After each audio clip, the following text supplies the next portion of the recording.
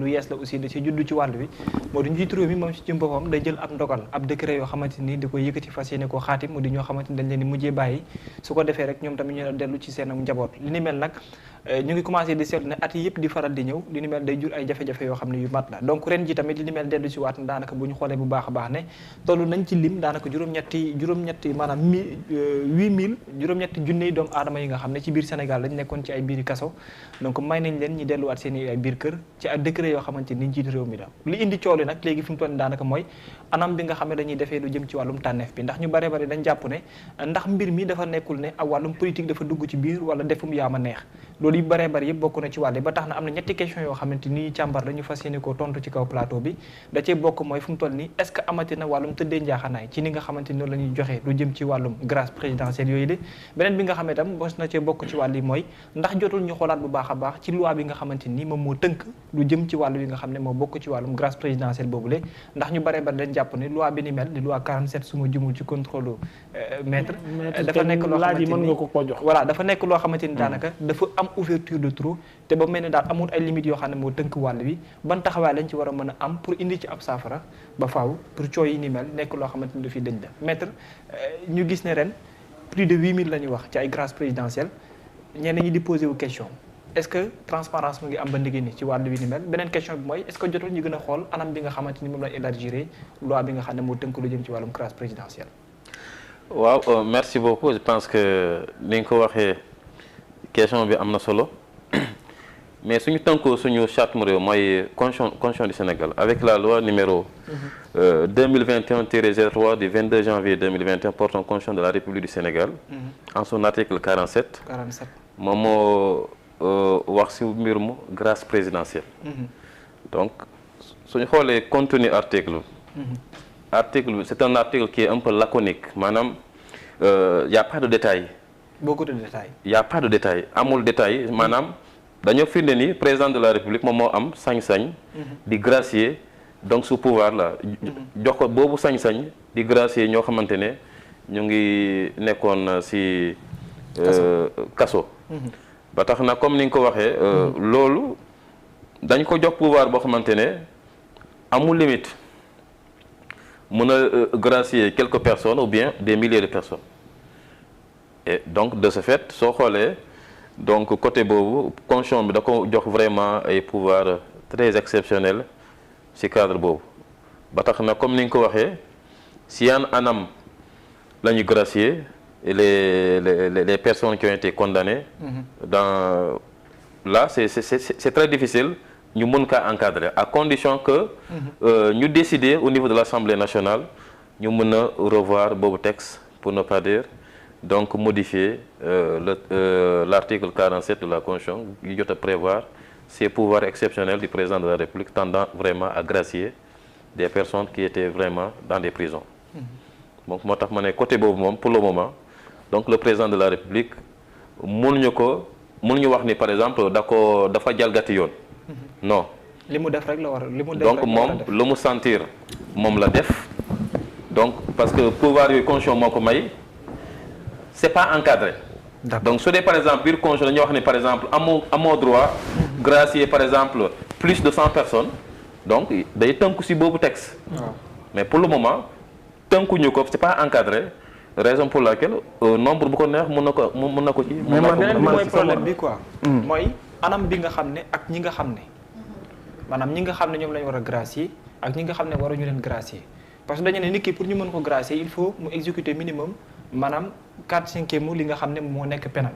mais également aussi dafa dëxañu ci ressort anam bi nga xam ne lañ ko nekkee biir kaso ak la nga xam ne mooy wàllum doxalinam ba ko diwut ak yeneen ak yeneen mais ce que l'on voit comme exemple bu yàggul ki nga xamante ni ci mbirum médicament lañ ko jàppe woon kooku c'était un cas boo xam ne c'était un peu exceptionnel voilà Wuri Diallo donc dafa mel ni Sénégal dañuy faral di gis cas yi côté boobu moom man foofu damay naan automatiquement loolu xëy na peut-être mbir mu politique jot na fa dugg d'accord moom sama position personnelle mag bokk na ci parce que mënuñu considérer par exemple koo xamante ne c'est un criminel ça il faut le dire koo xamante ne day jaayee garab boo xamante ne c'est pas homologué pour que ñu mën kaa commercialiser au niveau national donc loolu su amee dañuy considérer que vraiment soit président de la République dafa def lu ko neex wala soit ñi doon élaborer ñu waree bénéficier de la grâce ñoom ñoo def lu leen neex. d'accord waaw. Amen. d'accord donc maguy biñ ci tudd daal waaw. man fi ma bëggoon a interpeller Siré par rapport ak sujet boobu. moo di gis nañ ni joxe nga exemple léegi moom mooy le cas de Mamadou Wuri Diallo. mi nga xam te ne nii peut-être jàpp nañ ni moom bu ñu fondé woo ci li nga xam te ne nii moom lañ ko doon toppee. wartoon a am li nga xam te ne moom moo nekk grâce. ki nga xam te ne nii aussi moom moo ne barke Dembo Ndiaye ci par rapport ak ñuy gracier ci 4 avril bi ñu génn mooy foog naa ni 11 su ma juumul. 11 cantaakun foog naa ñu bokkoon ci coowal Medinatul Salaam bi nga xam te ne aussi créé woon na polémique fii loolu aussi nekk lu nga xam te ne nii ba léegi ñu ngi ci àddu ne souvent maanaam ni ñuy gracier ñi nga xam te ne peut-être yoon da leen teg loxo dafa dëppoowut ak yoon maintenant lu ma bëggoon interpeller Siré mooy est-ce que c'est le président Macky Sall ci boppam moo engagé wu responsabilité yooyu noonu wala avant le président Macky Sall dafa am ñu nga xam te ne tey jii ñoom ñooy établir la liste def lépp lu nga xam te ne moom mooy ñëw de façon préliminaire ba le président Macky Sall de si jot. waaw d'abord dama bëggoon ñu def des précisions conceptuelles d'ordre conceptuel d'abord. Grâce ak amnistie. Amnistie ay fait la. mais grâce ay nit la. nit ñi nañuy gracier. bu dee amnistie ay fait nañuy amnistier première chose.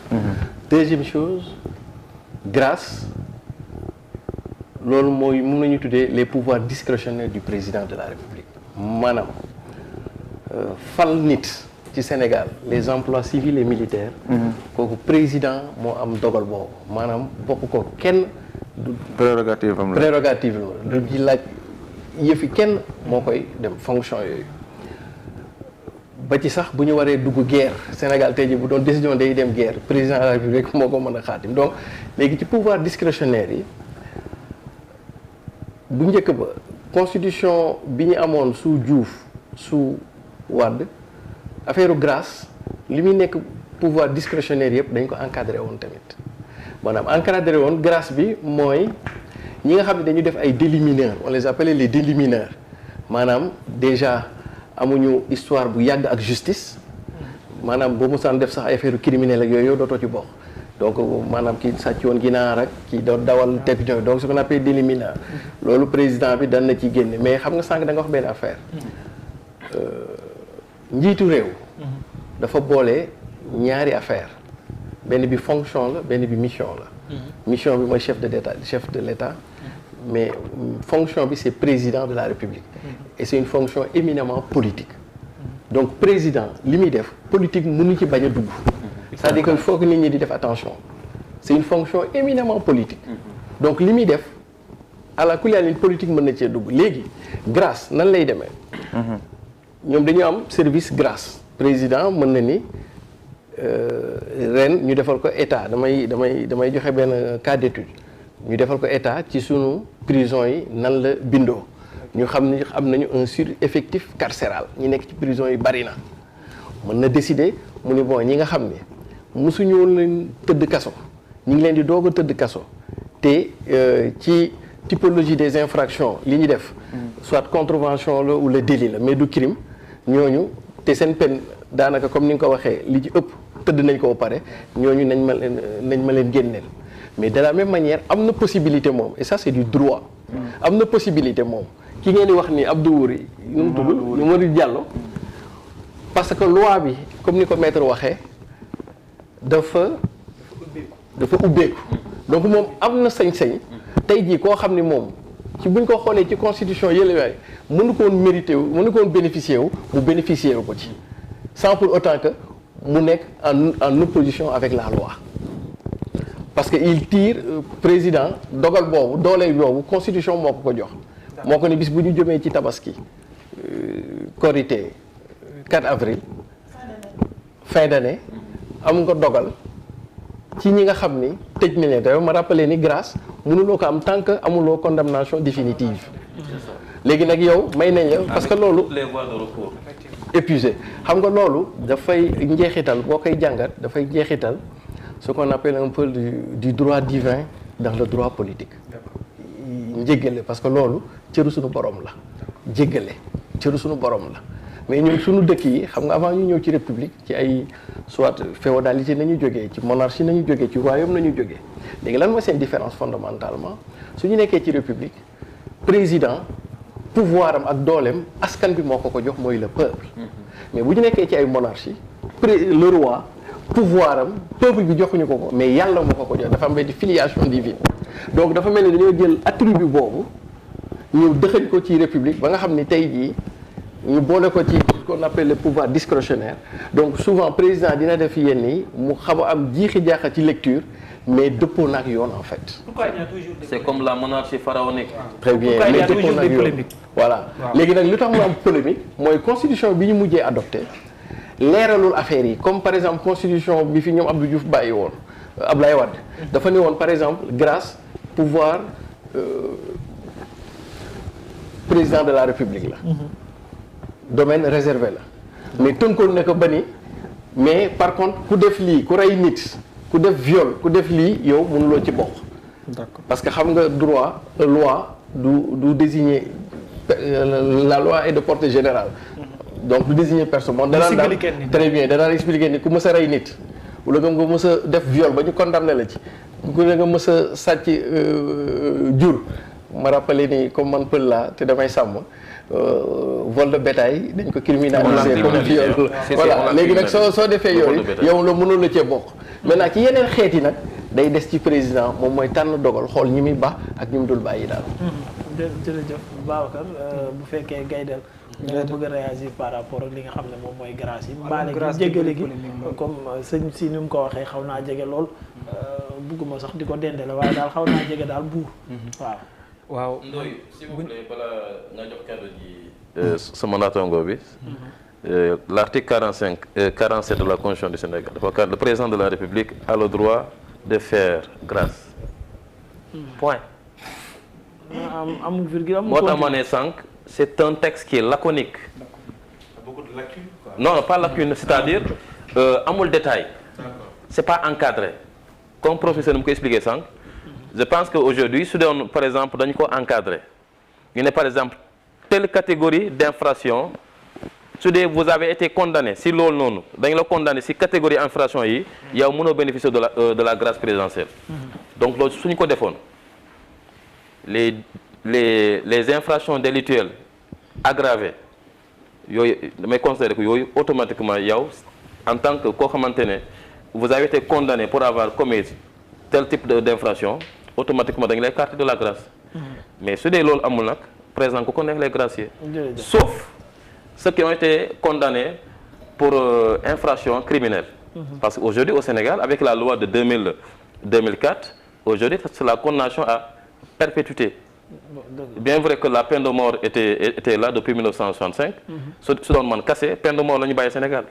D'accord yaakaar naa boobu il faut ñu ñëw ci beneen sujet. il faut ñu ñëw ci beneen sujet mais nag man jaaxal ngeen ma ak baale dong lu jar werante baale kañ ñëpp ci war a bëgg ngay def. waaw macha allah foofu sax laa jëmoon ginnaaw xam nga ak. waaw dëgg yàlla moom dañ koy tooñ. di ko jéggalu te moo ñu sàkk. asamalaak nag mu jiitu loolu ay nit kon moom baale lu war la. te dafa yonente bi moo wax ne suñu boroom xeetam wi nga xam ne da leen fee andi buñ ko doon woon tooñ di ko jéggalu mu jëlee leen fi andiwaat ñeneen ñoo xam ne dañ koy tooñ di ko jéggalu. ba pare ba gars yi duñu dëkk di njaaloo mu leen di baal moom moo bëgg ñu koy tooñ di baali naan moom moo bëgg ñu koy tooñ di sàcc naan moo bëgg ñu koy tooñ. dëgg la waaye xam nga doomu aadama bu mu mën a doon rek maanaam ku ci nekk ak na ngay déggee wax waaye nit ki it amul lenn lu mu war a mën a def ci àdduna maanaam ba war a jàpp ne maanaam day tënk ci boppam ak mbon wala day jàpp ne maanaam suñu borom waru koo mën a baal parce que nee na bu leen naagu ci yërmande yàlla ji ndax kii naagu ci yërmande yàlla ji rek mooy jàpp ne def na dara lu tax borom bi war koo bañ a mën a baal waaye nag ana naka ngay baaloo parce que nit ki bu baaloo ba pare day jéem a góorgóorlu nag bañ caa jëmaat waaw maanaam nekk ca la mu war a nekk. loolu moom moo tax ñuy wax ci côté président bi moom amaana comme liñ wax may nañ ko maanaam mu xool ku ko neex mu génne la. mu may ko liberté. mu may ko liberté waaye pour man maanaam mbir mi warut a tënkoo noonu parce que bu ñu xoolee maanaam boobaa yëf yi amaana donte que ne baale lu am solo la. maanaam parce que nit ki moom daa war di jéggale. waaye ndax maanaam mbir mi du duggaat ba ca biir ci ñoo xam ne dañ cay seppi ñoo xam ne. ñoom la ñuy lim ne ñii buñ ca eggee nañ leen génne. kumba am ndey kumba amul ndey. c'est ça bu ko doon def kon boobaa maanaam Mouhamed mi ngi def mbir waaye da koo def ngir man def ko ngir jëmmi yàlla ndax loolu kon dana ca mën a am yàlla foofu la baale ga nekk. waaw maanaam yàlla buy baal jaam bi du ci séntu jaam bi da koy baal ngir ne ab jaamam la. yàlla nag léegi dafa am ñu la jiitaloo ndax booy baale da ngay baale ngir jëmmi nit ki wala da ngay baale ngir yow am na lu la yàlla dénk loo xam ne amaana pouvoir boo xam ne yow rek yow la yàlla dénk actuellement nii nga war a mën a baale ci côté boobu noonu. léegi nag waaw kay léegi nag sooy baale da ngay baale ngir ñii sama njaboot lañ may nañ ma pouvoir bu tax ma war a baale kon naa baal ñi nga xam ne man maa leen jiite man la yàlla dogal ma jiite leen waaye nag su dee da ngay baale ci ne man damay tànn ñi nga xam ne ñoom laa war a baal ak ñi ma wurta baal boobaa nag baale ga day xaw a doon dara kon loolu du baale waaye kumba am ndey lay doon ak kumba amul ndey ndax fii gis nañ fi ñoo xam ne dañuy def lu ne weng ba ñëpp xam ne ñii dañoo def ñu jékki-jékki gisaat ñu doxiwaat seeni soxla am ci ñoo xam ne buñ leenee rënkum ba téye leen balaa ñoo jógee fa ñu nekk moom dinañ wax lu set te ginaar lañu sàcc kon loolu du baale moo tax maa ngi koy wax benn suur ma ne prison yi nii bu nekkoon buñ génne woon ñu deful dara yàlla xam na ne dootul fees maanaam day libre. jërëjëf li ci gën a dangereux également pour yokk ko ci mooy li tax nit ñi aussi di ci indi ne polémique amet day def répercussion après ci ñi nga xam ñooy askan bi parce que da ngay génne koo xam ne warul génn wala nga bàyyi koo xam ne waroo ko bàyyi à l'exemple de la fille bi nga xam ne dafa ñàkkoon bakkanam fii te ñu ne ki ko rey ci grâce présidentielle la bokkoon te boo génn kaso matul 2 fois la congolaise la defoon son master exactement donc après répercussion au niveau y a beaucoup de conséquences quoi très bien donc tubaab day mel ne waaye dañoo dem ba benn instant boo xam ne dañoo mettre en avant de trop astuce politique bi nga xamante ni monsieur Sy mu ngi ko doon wax que plus gars yi ñu ngi gën a miser ci aspect maanaam politique bi mais loolu li koy faral di gën a nag mooy militant la ñuy gën te aussi yaa mafia bi mooy ñi nga xam ne élargir liste yi sur la man maa yor liste bi nga xam te ne nii man maa yor liste bi wala sama grand bi moom moo yor liste bi nga xam te ne nii dañ leen war a gracier waaw xam nga loolu mooy wax ji xam nga kii baale mooy jox ndigal ki war a baale maanaam kii baale mooy jox ndigal ne ko maanaam nañee génn waaye ndax moom boobaa ci seen biir mënuñu jël liste boo xam ne liste booba buñ ca eggee rek buñ nee gracier rek ñu ne génne nañ leen waaw léegi nag ña yor mbir ma nag ña mujjee maanaam subordonné ñooñu ñoo naan amendooy wala amendooy moo naan par exemple sama mbokk dafa nekk ci kaso bi comprendre nga léegi Babacar Kébé moo yor liste bi pour génnee parce que moom tey ji moo nekk subordonné ña jiite ca kaw waaye lii problème dañ ci encaissé ay 400000 ay 800000 ay 500000 pour jël tur dugalal pour jël tur glissé ko si biir loolu nag mooy mafia bi nga xam ne moom moo tax ba souvent ñuy toll fii ñuy toll maanaam ñuy génnee ku nga xam te ne nii wartoon a génn ka waroon a génn des sa ko sa ba tey waaw waaye xam nga mafia bi maanaam mënu cee ñàkk ndax te maanaam ka ko jiite mooy njëkk a mafia avant ñoom ñuy mafia loolu foofu mbir ma foofu la parce que ñoom li koy jiite mooy politique bi ñuy laaj mbir mi politique la ka ko jiite waaw parce que ki ne moom moo war a génne bu ñu jàpp nañu bàyyi xel ne ki suñu borom dénk nguur gi ci digalu kooku noonu lay génnee loolu ma problème kon amaana moom ki ko neex ngir mu génn kooku bu bëggee mu génn day génn kon bu nekkee ne kee dafa commencé ci wàllu mafia kee mënuñu ko tere mafia ndax naan maanaam doom nu ko bàyyi nu mu ànd ak moom màggee ak moom bu màggee noonu lay doxee. mooy naar bu ndaw lu mu dégg rek ci naar bu mag bu dee da koo yeree ci noonu kay. moom it maanaam bu toppee say tànk kay def na la ko war. te ñoom waxtaan ay ca Babacar. donc transparence ci critères yi kon c'est important. waaw transparence maanaam point boobu la ñuy def virgule yokk ci ay mbir doog cee def point. pour mu waaye nag fii nag boo même bu leeree sax gars yi la nëmal. ku am mbokk bu ne ci prison bi. di wër lu mu dajale pour dem jëndi lu ñuy pour ñu gracier. kon grâce bi finalement dañ koy jaay. effectivement d'accord loolu ngeen ñu bëgg a wax. polémique la bu fi yàgg daal mais yaakaar nañ peut-être que solution dina si judd parce que lu métti ci askan bi lay delluwaat te bu gaañi dem aussi ñoom lay gaañaat te ñooy nekkaat les victimes. Ahmed donc loolu moo nekkoon ponk bu njëkk bi beneen ñaareelu ponk bi également daanaka duñ sori wàll bi mais fas yéene waxtaanee ci beneen point boo xam ne daanaka mënees na jàpp ne